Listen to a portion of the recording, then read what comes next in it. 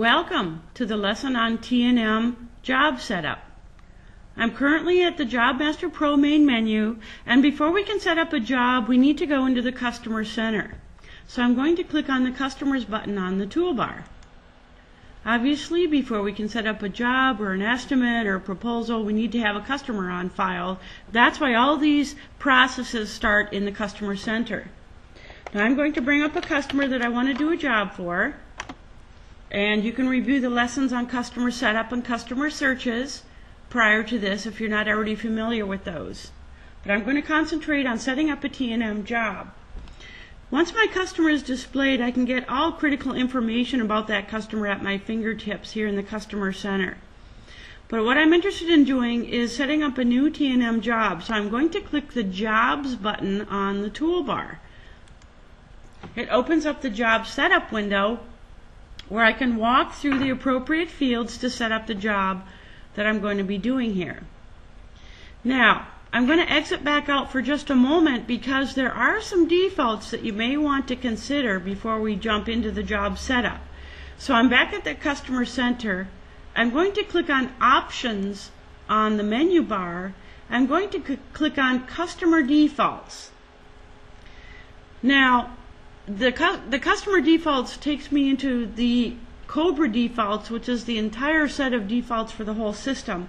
But because I came into it from Customer Center, the Customers Defaults tab is open. I'm going to click into the Jobs tab so I can access the defaults for jobs. Now, keep in mind that different users on your network can have control over the job numbering system that they have. So, as you can see on here, I have clicked on the auto job number feature of the program, and I've told Cobra in the next job number what job number I'm going to be starting with. So you can do that too. User by user, you can control that.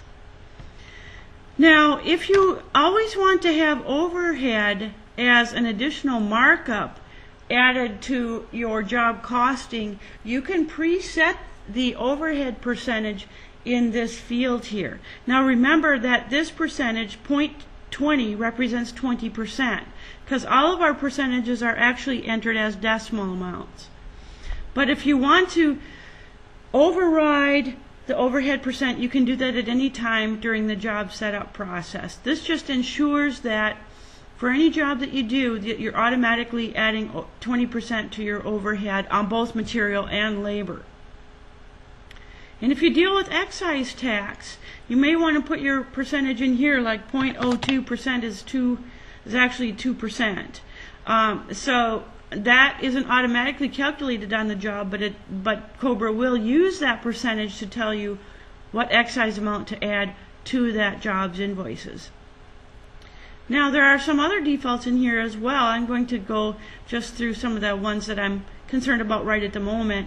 And you can review the video on the Cobra defaults or go into the help system to find out more about other ones.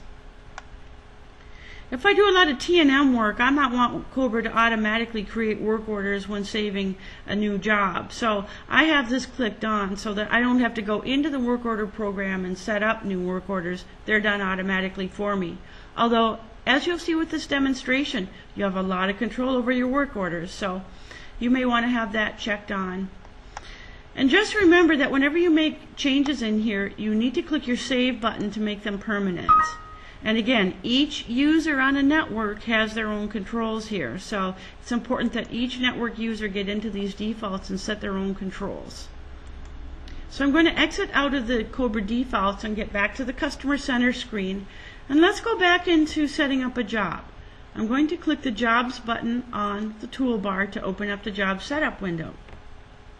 Now remember that I have my system set on auto job numbering, so Cobra skipped the job number. If your system is on manual job numbering, then the cursor would be placed in the job number field, and you could enter your own job number up to 8 characters, numbers, letters, however you want to use them. So that's the difference there, why mine automatically went down to the job type. Now before I enter or select a job type, let's talk about the taxable here. Mine is checked on because the customer is set up with a tax code in the general tab. So Cobra's assuming then that this job is going to be taxable. So I'm going to leave that alone. Now in the job type, I can either enter or I can look up previously built job types in here and select them from the lookup window. If I want to select one from the lookup window, I just click once on it and then click on the select button at the bottom left of that window. Either way, generally people begin to learn what the job types are and can just enter them on the fly. As I press enter here, I'm brought to the reference field. You don't have to enter anything in there, but if you wanted something like a PO number or some kind of reference number to print on this job's invoices, you can type it in here. The geocode, well, that is the same as what was set up with the customer for the geocode. So that could be the city, it could be map coordinates. The geocode set up with the customer is in the general tab for the customer setup. So whatever in there is showing up here. Now the customer location, I'm not going to use an alternate location for this customer, so I'm going to press enter. But if you're ever working with a customer that has multiple locations, remember that those locations can be set up in the Customer Center's Locations tab and be available in here in the drop down. So be that a builder or general contractor, it could be school district, department managers that have different locations, all of those. So if I did select a different customer location from this drop down, like I don't have any here, but if I did, I'd press enter on it and that location would show up right where I am now. Otherwise, if you're not using customer locations with this particular customer, you're brought down to the location field, and notice the word same is in here. Cobra is using that because if you don't override that and you press enter on it, what Cobra is going to do is bring down their job address from how the customer was originally set up above. Otherwise, you can override that job location. It's a 2-line field. It's a big field, 50 characters each line, that prints very distinctly on each of the invoices for this customer's job.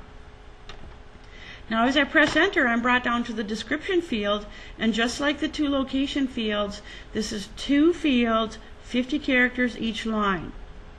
Now, if you don't have a preset list of common complaints that people call you for, then you don't have to use this job sites list, or what I call job description list. But if you're interested in this, review the lesson on default job descriptions and how to pre-build this. Obviously you can build it on the fly here, as you can see as I have it open. And I can double click on any description, it brings it right down into the description field. Or, as I mentioned, you can just type in whatever you want. So, as I press enter here, I'm brought down to the price codes, and the price code again is set up with the customer in the general tab for the customer, and it tells Cobra how to price out this customer's T&M jobs using regular markups or using alternate price codes. If you like the idea of price codes to allow you to give different customers, better or worse customers, better or worse pricing, review the video, the price book video called Price Codes. It's a very simple concept to set up and to begin using when you're ready to. Now I'm just going to press enter through these fields, although at this point I'm really done with my job setup. So I could pick up my mouse and click the save button, or I could use my Alt key and press S because that's the underlined word on the button to save my job, if that's all I wanted to do. There are other things you can do at job setup time though. So if you're into using the scheduling program, you can access the scheduler right from here. I'm not going to do that right now. I'm going to keep this simple right at the moment, but that's one of the things you can do at this point. You can also get into these other tabs, the job options and the job notes tabs, for entering more information related to this particular job. For example, in the job options, if you are running the system as an inventory system and you've got your trucks set up in here, then you could actually select the proper truck that's going to be servicing this account, and then the inventory will be reduced out of this particular inventory that you select here. You can also tell Cobra who estimated the job and who the job was sold to or sold by, because then you can get reporting on those two different fields as well.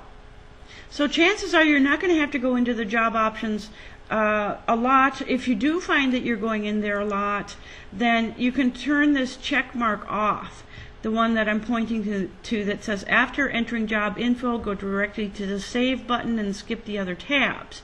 Well, each user can determine if they want this checked on or off depending on if they need to access consistently these other tabs while they're setting up the job.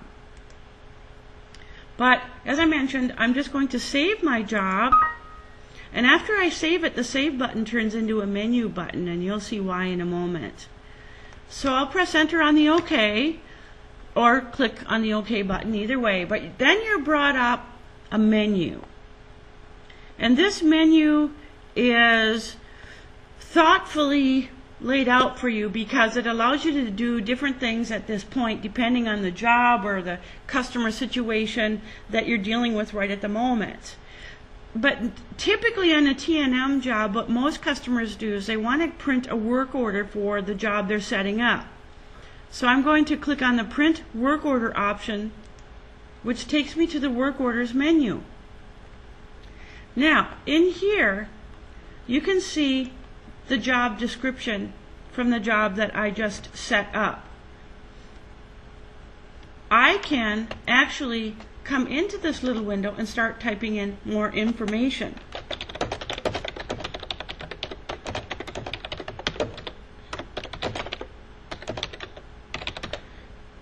That I might want my service person to know about. I can also, in the work orders screen, access customer history information, or what we call history notes.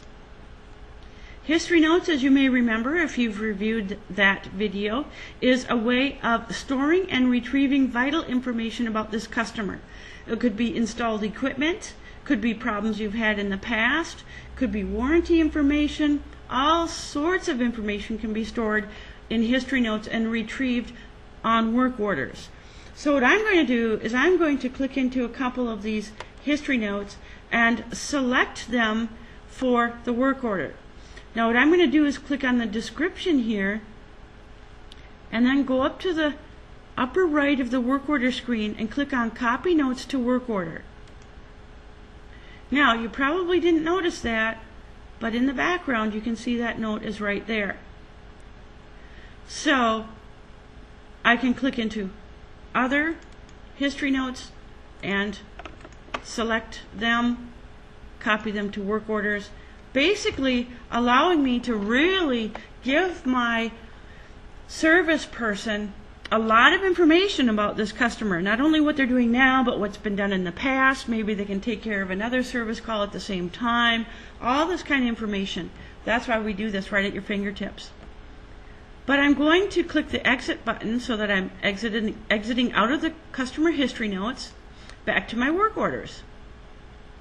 So at this point I can save the work order, although if you just exit this screen it will automatically save it anyway, but I'm going to save it, in which case the work order is given a number, and each work order on a single job is numbered starting with number 1. So if this were the second work order on the job, you see work order number 2. But let's take a look at this work order. You actually have 3 different prints that you can do for the work orders. In other words, 3 different formats of a work order.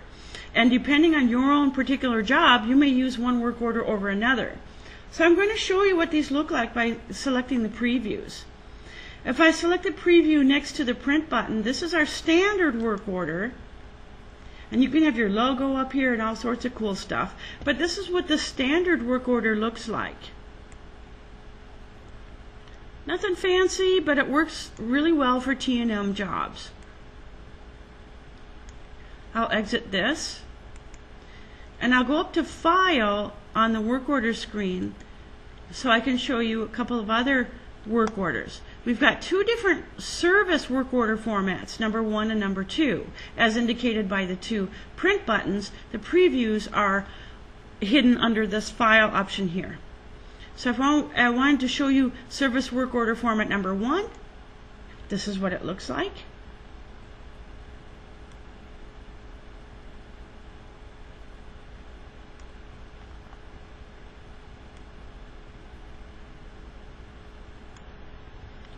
And I'll exit this and show you service work order number 2.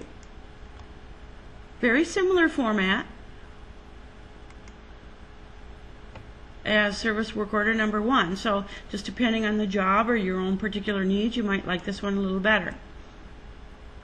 They're a little easier to see when they're printed out, obviously, but I wanted to give you a visual with this demonstration. Obviously, to print them out, you can just hit one of these print buttons on the toolbar here. But you could also access your field sheets and print a field sheet for this work order, maybe staple them together, or depending on how you work with your guys in the field, the whole work order and even the field sheet could be emailed to them, all sorts of capabilities here. But if you wanted to just print out a field sheet, you can click on this FS or print field sheet button to print the field sheet that goes along with the work order. That way the guy's going to have everything they need in hand to go out and do the job. Now I'm going to click the exit button on the work orders menu, and I'm brought right back to my job setup window. So if I wanted to perform another function from that menu at this point, I can click my menu button to activate the menu and go to different areas of the program right now.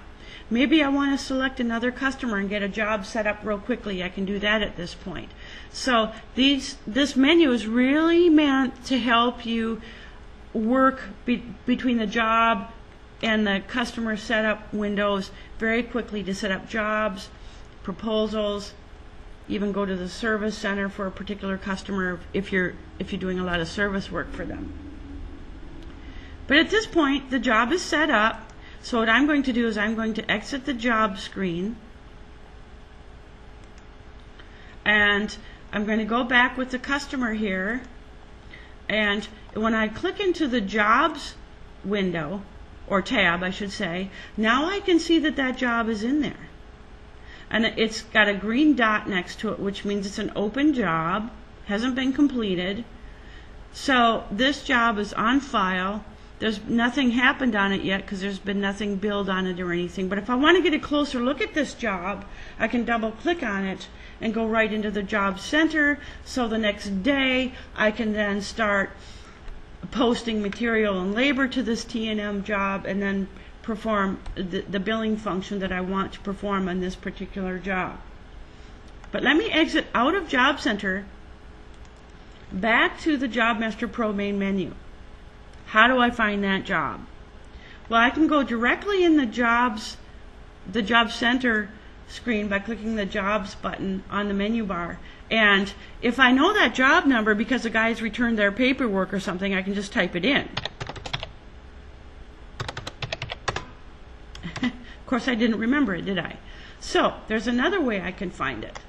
I can either go back to the Customer Center and find it that way, or I can click into any of these fields here and start typing any part of the information regarding that field. For example, job description. Well, I know this is a new office job. So when I type new office in the job description field and I press F5, that's your magic key, I can find the job that way too. Because this shows me all the jobs that have that description in it when I pressed F5. And this is the job I was looking for. So I'll double click on it. There it is. There are other ways you can find the jobs in here too. If you don't have the job number available at your fingertips, you can go into the Find Job button on the toolbar, and there are so many extensive searches in here that you can find them however you want to.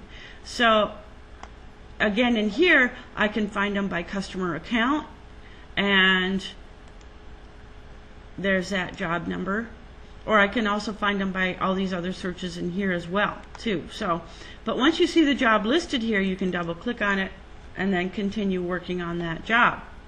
So once a job is set up in Customer Center, you refer back to it in the Job Center. You can make any changes to it here. In the General tab, you can see what you selected when you set up the job, as far as any retainage percentages, overhead percentages, things of that nature. If I go back to the Job Cost tab, you can see this job does not have a budget, so we know it's a T&M job, and it will be caught on your work in progress report if it's not closed out. So what you're looking at here is the price code that you set up for the job, which can be changed, the billing status and the job status. Now these two statuses work together and are normally set through the invoicing cycle. So if we were done with this job and we told the billing program that yes, we're done with it, the status would become F for final billed and C for closed. So these statuses help COBRA to treat the job appropriately based on its own particular status. But as the job is also in progress, you'll be able to start accessing not only the real-time work in progress information, but also any AR invoices related to it, or anything related to this particular job. How about work orders? Let's talk about that. If we click into the Work Orders tab, there's the work order that we just set up. And I can double click on it to open up the work orders window, maybe print it again, maybe enter a new work order for this particular job right here, right at your fingertips. So I'll exit the work orders window, and that ends the lesson on T&M job setup.